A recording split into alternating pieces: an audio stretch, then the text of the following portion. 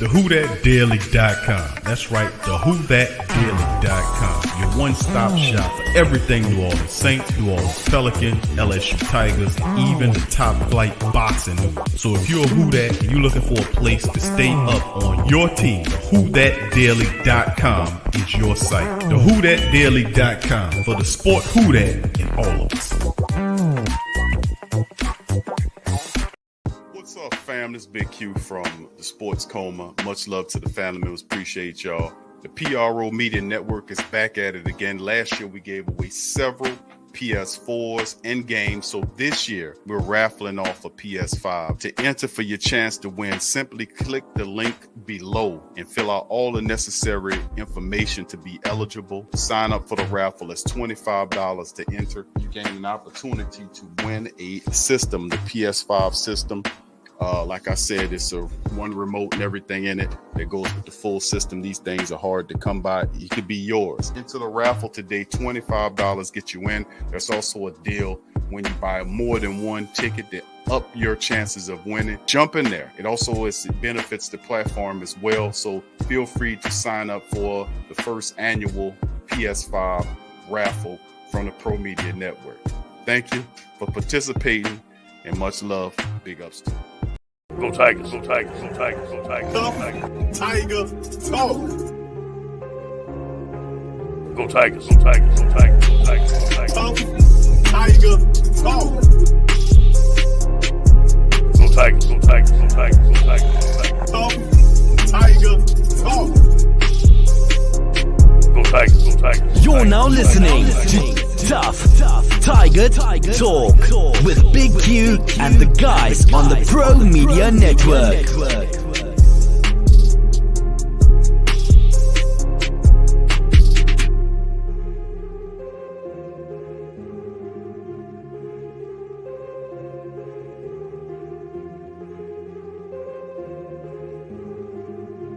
You're now rocking with Tough Tiger Talk. Is going down, man. Big ups to the family members, man. In this episode of Tough Tiger Talk on a Saturday, man, we doing it.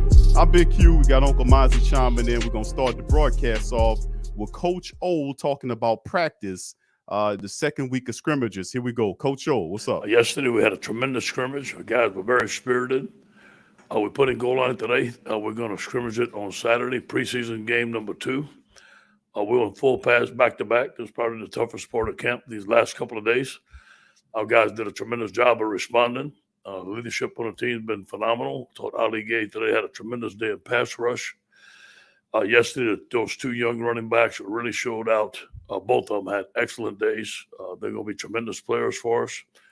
Our run game is coming along with our RPOs and our play actions. I think our team is developing very well. We got a couple of guys banged up, nicked up as part of camp. We're going to continue forward tomorrow. On Thursday, we'll put in 4 minutes. Friday, we're going to have a walkthrough. Saturday, we have preseason game number 2. And then next week, school starts to give our guys a break. And then we're going to start game planning next week for UCLA. Any questions? Yeah, I've got 2. Ed Bain was one we didn't ask. The Texas game and the Miami game were so important to getting off to a good start in 2019. How important does that make UCLA game? You know, I look at it the same way. I haven't talked to the team about it. It's on the road, unknown team. You know, we're an unknown team. We know what we have, but we got to go out and prove it. We got to be hungry, and you know, it's going to be challenging. It's going to be at their house. They have some great athletes on their football team. It's the first time we've gone out to Los Angeles with our football team, so it's got to be a business trip. There's going to be some obstacles that we have to overcome during the game. Obviously, it's our first game together. They'll play the game. It's the first time we play with our quarterback. We have to take care of the football, but I think we'll be ready. Our guys are going to be fired up, ready to go. I had a question. I think you told T-Bob and Jacob that you're doing short yardage and goal line. Yeah. Is this part of camp the most difficult part because you're kind of in the middle? Yes. Far from the end. I guess how do you approach that when you really want to get the most physical part of your practices in, and you know your guys are probably the most consistent? Yeah, you know, here's what I told them. The work that we do yesterday and today, we're going to use during the season. And I went back and I showed them the Auburn game in the Plains, September 15th, that we played at 2:30.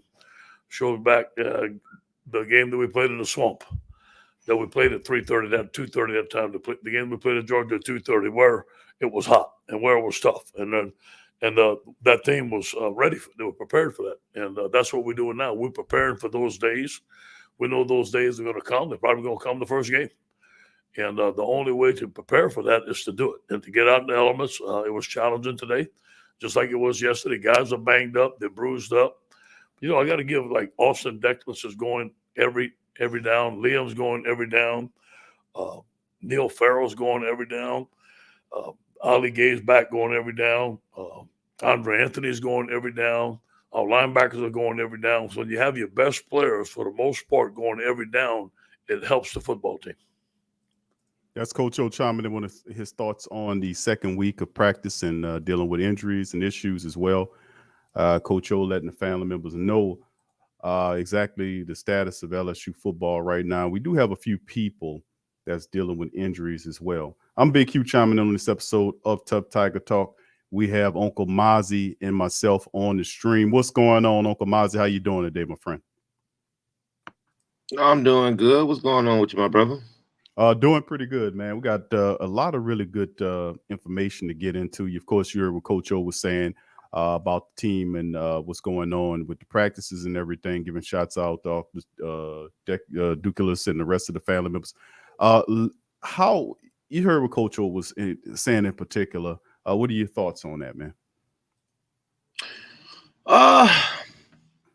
It's not really so much the thought process behind it. I think that he definitely understands how important this very first game is. I think he definitely understands what he's up against. I think the comparisons is almost the comparisons that we drew the other night.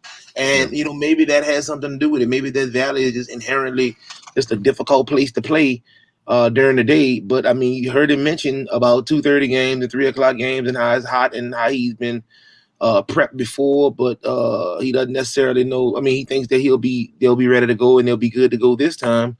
And I hope he is right. But, I mean, at the end of the day, as we've talked about here on this show, that is like in play. Yeah, it's a big part of it, going out there to California and playing a team, never been out there before.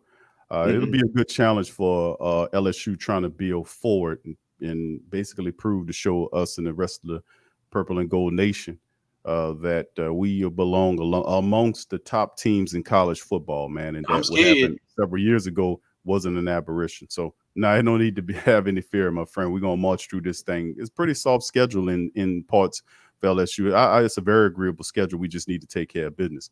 All right, let's get into some of the news and notes right here. We'll start off with AP Top 25 poll reactions to LSU being underrated. This is from CBS, identifying a few of the overrated and underrated teams in the initial AP Top 25 poll entering the 2021 season. A few weeks away from college football season. A lot of people kind of antsy about it. I know I am. The preseason AP Top 25 poll was released last Monday as the 21 college football season approaches, which immediately resulted in takes flying all over the internet. After all, unless you're a number one Alabama, voters clearly hate your team and are totally biased toward your team's rival. That's how talking season works. Now, there's some legitimate gripes, though. Let's break down the hits and misses of the initial AP Top 25 poll entering this upcoming season. Now, overrated, they have Iowa State at number 7, underrated Oregon at 11. You see Cincinnati's at 8, which they consider overrated. And, of course, you see LSU sits at 16. Seems like the world is skeptical of the Tigers. Coach Ed Orgeron after last year's disaster, but the team is much closer to the 2019 version than it is the 2020 version. Now that is straight facts right there. Orgeron told me at the SEC Media Days that he recognized the error of his ways and hired a staff that can install the same schemes that helped them win the national title. Now, Max Johnson will be a star. Keyshawn Butte is the best healthy wide receiver in country. The running back room is stout. 4 starters return on the offensive line, and 11 players on the defensive side of the ball won't have their heads spinning from ex-coordinator Bo Pelini's overcoaching that took place a year ago. LSU won't be a pushover. It'll be a national title contender, and that's big talk right there. As underrated LSU at number 16. Love the reporter's breakdown on that, Mr. Barrett Sally. Much love to you and giving LSU a lot of things. And the big sticking point of his breakdown on LSU is that this team is closer to the 2019 version than it is the 2020 version Uncle Mozzy, let's delve into it with your thought process on this article. A very good read on LSU football. Don't you agree? I do agree. But I mean, this is to be expected. We never. If you looked at all the successful LSU teams, I honestly prefer starting off in that 12 to 20 range because that seems to be our best seasons. When we've started in the top 5 or the top 10, the top 5, we have not had as good of a season going forward. Now, I don't know if that has anything to do with the fact that they had a lot of inflated egos. I don't know really what it had to do with, but what I do know and what I can say is it's just something that we got to just pay attention to moving forward. Yeah, it's and I have to agree with him. I think this LSU staff is a lot closer to the championship team than it is to the failure last year. And you heard what the articles breaking down. Coach O went back to what he knew, hiring and trying to run the system. He found that sweet spot, meaning offensively speaking, and had to try to see if he can keep that style of offense at LSU, which he brought in Jake Peets and Mangus and to try to recreate that chemistry that we had a couple of years ago when we just ran through college football. And that's a smart strategy because no one stopped that. We took out every damn body. So if you can keep that here, we have we got some big moves we're going to make. And a lot of people are going to discount LSU football. It's just what it is, man. As we stump always get discounted. We always get discounted. That's true. So let's move on, fam. Let's get into the article, man, covering next. We talk about the scrimmages, and this is coming from LSU Country as they break down the scrimmages going on. Now, staying healthy seems and seeing improvement in the communications are primary goals for the purple and gold this year. From Glenn West from LSU Country. LSU is set to play its second preseason scrimmage of fall camp Saturday afternoon. After a first scrimmage that was won by the defense, is important for the offense to gain some momentum while mostly importantly keeping everyone healthy. Now, here's a couple of brief observations from the second scrimmage. Staying healthy, walking away from Saturday's afternoon scrimmage, LSU will need to put on the emphasis of keeping players healthy. The Tigers will be down Derek Stingley and potentially a number of other players who are wearing gold 9 contact jerseys at practice this week. Simply put, LSU can't afford to lose many more bodies for any portion of fall camp. Coach Ogeron talked about the fine line, and we heard that early on coming into this, to walk this weekend and not pushing players too hard in the scrimmage while also needing to get the work in. Now, we played that. Coach O said a lot of that to start the broadcast off. Offensive line show improvement in the communication. Offensive line has heard it all week from coaches and media alike. There needs to be improvement in communication during Saturday's scrimmage. Out of everything said from the first scrimmage, the defensive line thoroughly dominated the offensive line with primary takeaway, which we knew this because LSU, that's defense. The defensive line, the linebackers, what the secondary looks like. But the upfront guys, the defensive lines, and all these guys will be stout this year. And LSU defense going to dominate a lot of opponents in the SEC. So watch out. Experience as well as a lot of the young guys there. It's a good mix of older players mixed in with the younger players, Mason Smith included in that. You got a lot what's going on with Mike Jones is added to that, Navana Q Strong and all those guys who threw them up in there with Stingley and ultimately Eli Ricks. And I mean, LSU's defense is going to be fast and furious. LSU will have one of the deepest defensive lines in the SEC this season, so it's good practice for the offensive line now, but there needs to be improvement shown in protection, which boils down to better communication across the line. Uncle Mozzy, to be honest with you, LSU returning 4 or 5 starters on the offensive line there. This unit has a lot of people that's been there for a while. So for the LSU defense to be dominating offensive line, that speaks well for the defensive front as well. What do you think about the defense stepping up and just handling business against the O-line? I think that's a remarkable thing. And to the point of, we've got a lot of returning starters coming back on the offensive line. They didn't have the best showing last year, but again, they had a lot of freshmen. Everybody was young, returning, learning the scheme. Everybody's going to be healthy. You got a new guy under center. Your run game should definitely help ease the pain and a lot of things. I think the pass protection will be pretty good based on the run game. And here's the ultimate thing. When you got Mike Jones, you got Stingley, you got all of these guys that you're scrimmaging against and you're playing against at practice each and every day, that can only make you a much more dominant and just a way better player than otherwise you would normally be. Yeah, this is like I said. You gotta think about it. You know, if you go back to, and I know some of our viewers or listeners aren't as old, but if you go back to the Dallas Cowboy teams of the mid '90s, you had that dominant defense: Leon Lett, Deion Sanders, all of these people going against Troy Aikman, Emmitt Smith, Michael Irvin. So, you know, when these people are practicing against each other, and this is the best offense and the best defense going head to head, how is it possible you can go next to another opponent and play a weaker defense, or the defense play a weak offense, and you not dominate? Yep. It's kind of that shield, that steel sharpening steel kind of mentality, action going on. Definitely, LSU defense will help the offense improve, no doubt about it. They are serious, man, no doubt about it. Veteran group with a lot of promise and plenty of expectations on the shoulder for the season, keeping a clean pocket for Max Johnson to operate and open holes for a talented running back group is key to unlocking the 2019 offensive efficiency. If offensive coordinator Jake Peets doesn't have to worry about protection breakdown, it'll let him be more creative with the offense. And Peets and Mangas know enough about Joe Brady's or really Sean Payton's system to be able to implement it at LSU to some success. Because, I mean, these guys, and of course, Joe Brady kind of picked those guys, say, hey, you get these guys. Coach O went and asked them, listen, I'm trying to do this. And he recommended those guys. So it'll be fun seeing if we can recreate some of that magic. I think they can. Linebacker Mike Jones takes the big leap in the right direction. Mike Jones.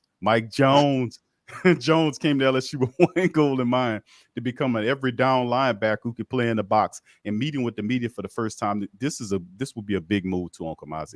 You see, he talked about a few of the struggles he had adjusting to that role. It's been a challenge, Jones said. Since high school, my game has been more outside, and it's a different game. It's a lot more physical and faster, but I have great teammates, great coaches, and they help me to develop as fast as I can. There are a lot of competition in that linebacker room, so I'm trying not to get left behind. I've gotten better, and we've gotten better as a whole, end quote. Now, Ogeron himself has mentioned the improvements of Damone Clark, Mika Bakersfield, Navonda Q. Strong, Jared Small over the last few interviews, but hasn't mentioned much of Jones. There's no doubt that Jones will be a significant piece of the defense in 21, but he does need to show the coaching staff he can be reliable every down linebacker. No better place to start than Saturday scrimmage. So Mike Jones brought in from Clemson to help out. But like I said, Clark, Bakersfield, Navonda Q. Strong, a lot of people there. There's a lot of flexibility there.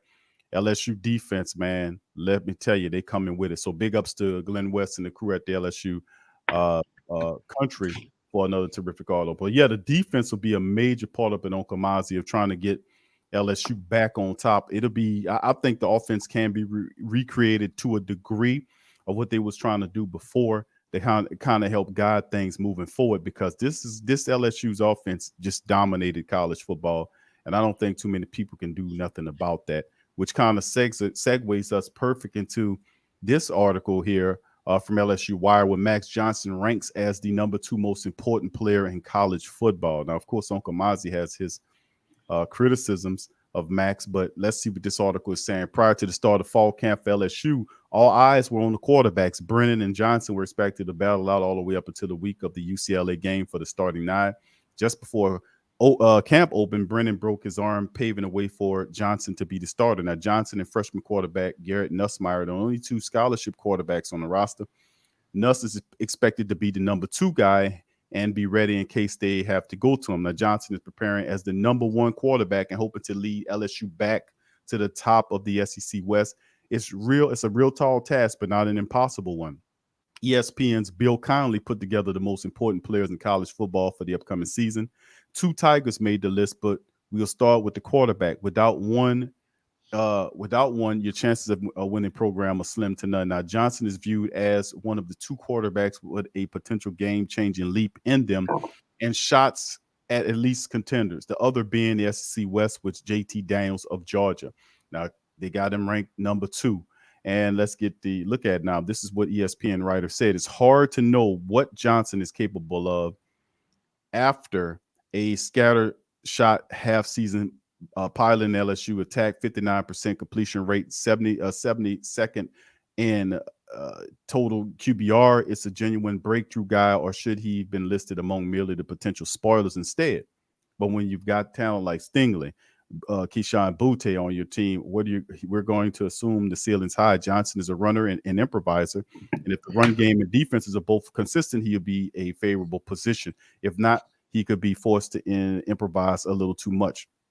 And then, of course, that's what I'm saying about Max Johnson, is that this a big piece of the offense rests on him. But if you remember last year when he took possession of the LSU offense, it became alive. When we seen Miles sitting back there, it was dead and stagnant. Miles, no disrespect to him, he just didn't have the personality to galvanize the group. He was kind of had of the back. I won't even say a backup quarterback mentality.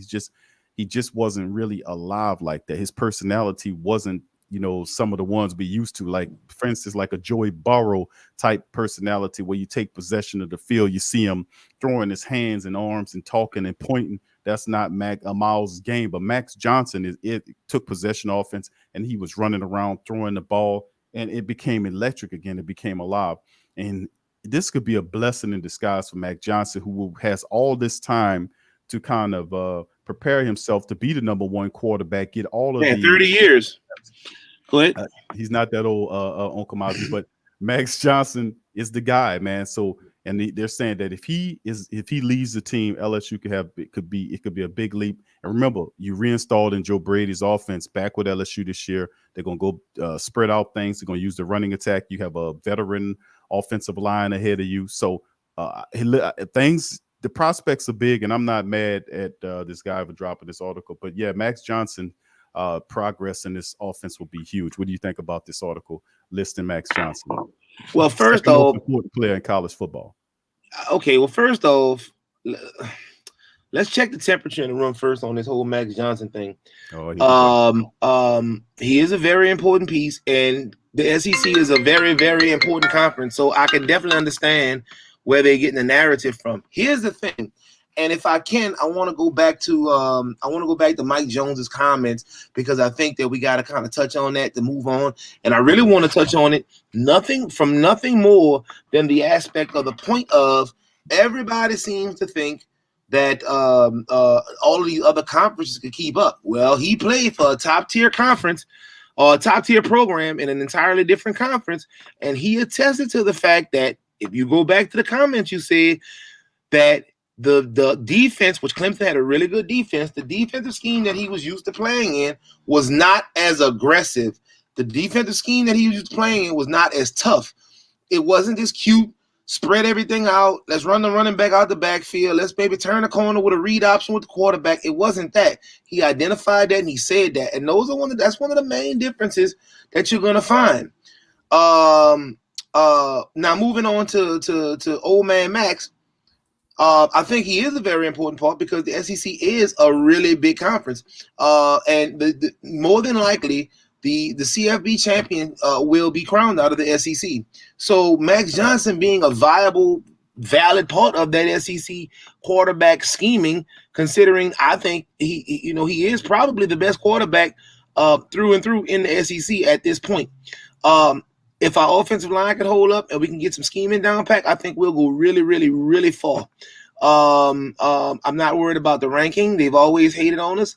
And I mean, going back to the other comment, I definitely believe Max Johnson is going to start. But going back to the other comment, when we talking about the other quarterback, he has almost like a Jay Cutler type vibe to him, and I think that's what got him out the door.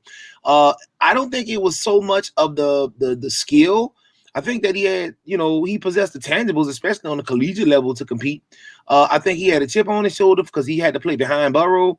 I think that also this is Jay Cutler personality, this kind of vanilla blah personality was not going to work for this program. This program is a passionate program. This program is a program that needs controversy to thrive. And if you don't have that, then I mean, I just don't. I don't see another way that you could be successful. Not in this program, in this conference. Everything is chip on my shoulder, playing underdog. You will not defeat me. I mean, that's just what it was. That's just what it is. If you go back from Jalen Hurts, if you go back to I mean, Joe Burrow, all of these people, whether they had to transfer and go play for another program, whether they had to break every record imaginable just to be respected, they did what they had to do. And that's the type of quarterback and spirit and personality you're going to need in the SEC, especially when you're playing the Auburn's, Alabamas, Georgias, and Floridas of this conference. Yeah, like I said, a major part of it we talk about is schematic. You know, when you have Jake Peets coming in here, and then of course his assistant is Mangas, who's trying to recreate the offense that just not only it decimated and dominated college football. Let's not, and that can never be overstated. If you go back and watch that season, how the offense and the defense was playing really well too, how they play and they just ran through college football. You know, you and Coach O said, yeah, I went right back to that because we found an offensive system where that was as close to college football perfection as you can get. Now they have the disciples of Joe Brady, who himself is the disciple of the great Sean Payton, operating that offense here. And they do have the offensive weapons, pieces in place, running backs, offensive line, wide receivers to execute such an offense. And of course, the schedule that we're coming against this year is also not as hard or rough. The defense has new personnel there to go along with the veteran players that we have to bring even more punch to it. And the secondary is also looking pretty good. So I think LSU, and then you task that with the fact that LSU's mindset coming into the season is more on some, to show y'all that we the real deal, that we the perennial team. We belong amongst the Alabamas and the Clemsons and things like that. And we just wasn't a one-hit wonder, because that's what a lot of these people are saying. It was an aberration. LSU will never be able to reproduce that again. You know, so anyway, we'll just have to, it's not about showing their asses wrong. It's about making sure that we get what we deserve here and get some revenge on some of these teams that step up and think LSU football is not a team. Max Johnson could lead this team is all I'm saying as well. And of course, he won't be by himself. There are weapons everywhere, offensively and defensively speaking. So, you know, I'm throwing that in there, Uncle Mozzy. So, yeah, I think Max Johnson is a guy to do it. And he, in many parts last year, you see him step up and have a lot of success moving LSU up and down the field. All right, let's move on. No game tape. Okay. I'm sorry. Go ahead. There you go. Okay. All right, here we go to the next article. Pair of Tigers named to the preseason freshman All-American team. For LSU is also from LSU Wire. All right, pair of young guns on the defensive side of the ball is ready for the beginning of the LSU Tigers 21 campaign. While we have seen the preseason All-America team selections landing with both Stingley Jr. and Cade York from the 247 Sports revealed their picks for the true freshman All-American team. Two more LSU Tigers made the list, both of which were top two prospects from Louisiana. We start in the trenches. Defensive lineman, of course, Mason Smith. Smith was a very highly touted and highly coveted prospect in 2021. Recruiting cycle 247 Sports composite rankings have him at number 20 overall, number five on the defensive line, and number one prospect in Louisiana as a 5-star prospect. He looks to get into the rotation in year one for LSU's defense. This kid's going to wreak havoc in the SEC. What 247 says about him: after experiencing a putrid performance on the defensive side of the football last season, Coach O and the new defensive coordinator, Durante Jones, are hopeful of regaining their football footing as one of the nation's elite defensive programs, and they will do that. In order to do that, the Tigers' defensive line will need to return to the standard of play that the fans in Baton Rouge are accustomed to. The Bayou Bengals are expecting to get a considerable boost from homegrown defensive tackle Mason Smith, who appears more than ready to make his imprint at the collegiate level. And no doubt about it, Coach O speaks highly of it. We've seen tape on Mason Smith. He is definitely going to be a rumbler for the Bayou Bengals defense. Okay, and the second one they're listing is safety Sage Ryan. Sage Ryan, there's been plenty of talk about Sage Ryan. He was the number 2 player in the state of Louisiana behind Smith. He ranked as the number 2 safety and number 30th overall prospect out of Lafayette. Recent reports indicate that Ryan is in the mix at the cornerback position for Durante Jones' defense. He should see the field early and often for the Tigers. Here's what 247 Sports has to say about him. There's a lot of buzz out of Baton Rouge about Ryan's potential versatility, his additional special teams value that have much of LSU's coaching staff excited. The former Lafayette Christian standout has been seen the majority of reps at the nickel cornerback position for the Tigers, but has shown the ability to play multiple roles in the secondary throughout camp. Expect Ryan to see his fair share of playing time, as a defensive backs coach Corey Raymond will undoubtedly explore different ways to deploy his talent, this talented freshman. So there you go. We got Mr. Sage Ryan and Mason Smith, pair of Tigers named to preseason freshman All-American team. Uncle Mozzy, thoughts? Well, I mean, I think that's a pretty cool title. I think that's great. Especially going into this class. If I'm not mistaken, this is I don't know where we place it. We probably place it at least within the top 5, but this is definitely going to help catapult us to success. I think it's going to be a great confidence booster, especially when you got 2 young guys coming in and they're going to be in the preseason freshman All-American team. You know, you're talking about a 17, 18-year-old kid that does wonders for his psyche going into a top-tier program such as LSU in a top-tier conference such as the SEC, and you're already receiving accolades. And for these young kids, a lot of the time they need those attaboys and those accolades because, which I don't know their situations, but a lot of the time these kids come from situations where they don't get that a lot growing up. So when you recognize after playing from 7, 8, 9 years old, now you're 17, 18 years old, and all of a sudden you're being recognized as tops in something, I think that does a lot for a young player going forward. And I think that'll add to the mystique of this team, going forward in the season. Yeah, that definitely is a big confidence booster for young players. Especially, we're going to need these guys to contribute this season. They're going to feel like they can contribute because they were validated and told they could. It's like a placebo. Yes, indeed. Yeah, that's a major part of the mental process. Yeah, no doubt about it. All right, family. Then, of course, we're going to get into our final article here. We'll talk about is let me bring it up on screen there. There you go. And of course, the LSU Tigers, as we get closer and closer to the matchup with UCLA in Los Angeles County, it issues a mandate. This is by Wilson Alexander of the Advocate.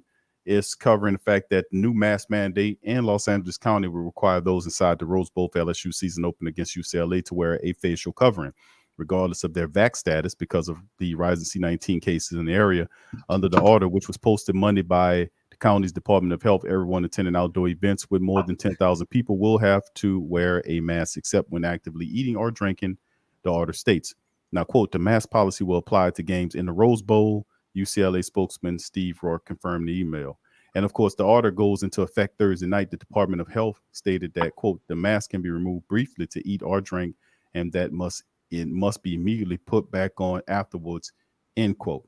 So, that's some of the things that's going on right now as the mandates put down about wearing the mask. And, that's just, we knew this was going to happen anyway. You know what I'm saying? Uncle Mozzy is just part of the uptick in cases and what's going on. We knew eventually that this was going to happen, even though we covered the stories a while that we wouldn't need it. But the continued increases in cases have actually kind of driven them in that direction. So no big surprise. And of course, California's been really hardcore with this stuff moving forward, trying to do what they feel they need to do to kind of curb the things that's happening. A lot of people mentioned the questionability about cloth masks and the fact that the particles are vaporized, which are smaller than the fibers in the mask, go right between it as a mosquito would go through a chain link fence. But never mind that thought process. Let's just cover our faces and hope and pray that this happens and it curbs. So people do the best they can to kind of keep that in check as well. So anyway, let's keep it moving, Uncle Mozzy, unless you want to chime in on that.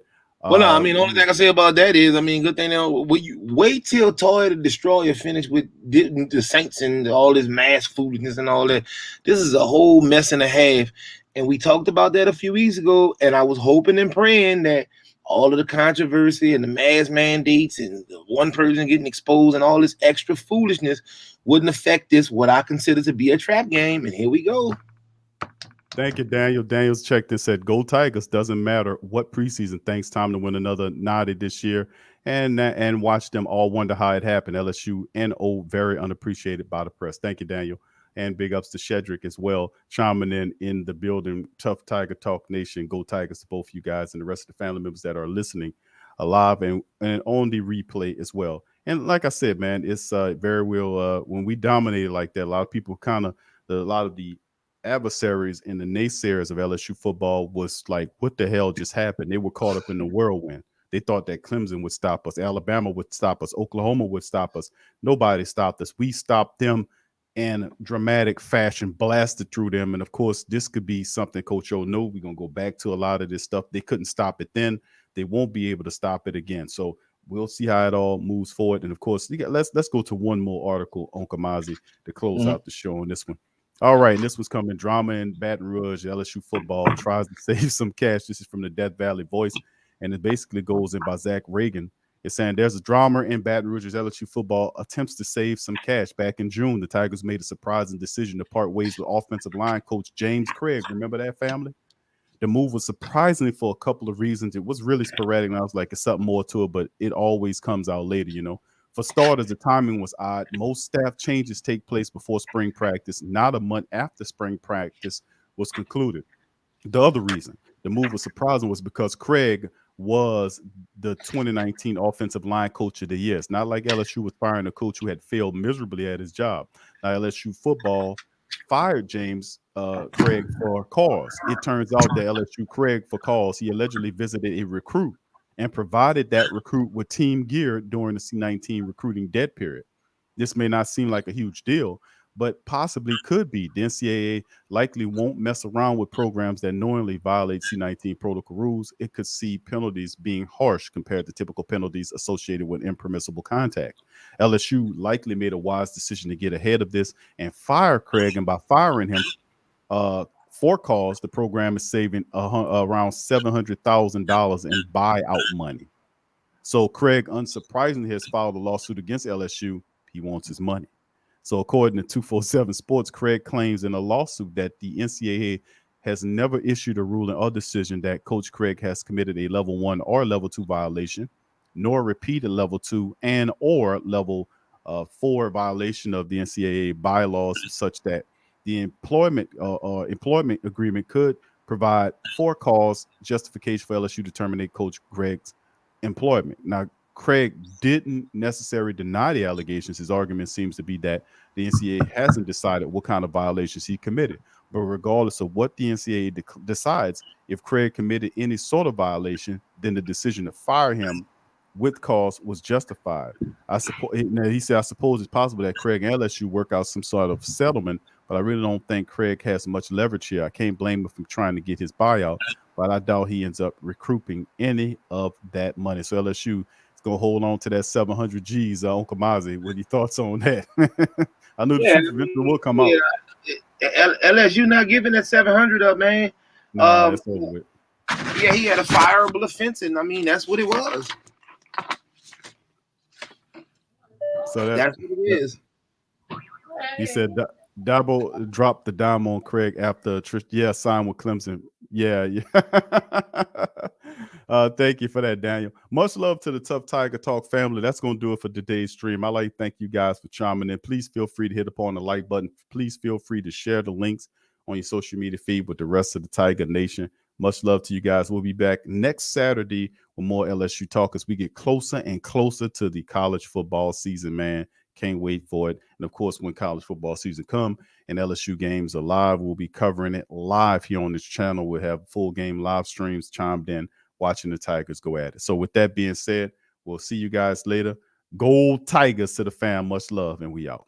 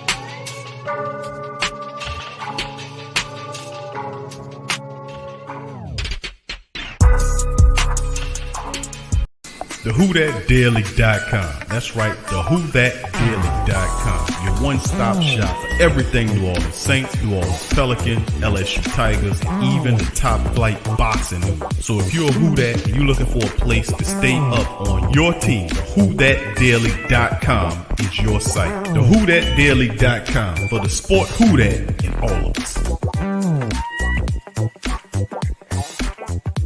What's up, fam? This is Big Q from the Sports Coma. Much love to the family members. Appreciate y'all. The PRO Media Network is back at it again. Last year, we gave away several PS4s and games. So this year, we're raffling off a PS5. To enter for your chance to win, simply click the link below and fill out all the necessary information to be eligible. Sign up for the raffle. It's $25 to enter. You gain an opportunity to win a system, the PS5 system. Like I said, it's a one remote and everything in it that goes with the full system. These things are hard to come by. It could be yours. Into the raffle today, $25 get you in. There's also a deal when you buy more than one ticket to up your chances of winning. Jump in there. It also benefits the platform as well. So feel free to sign up for the first annual PS5 raffle from the Pro Media Network. Thank you for participating and much love.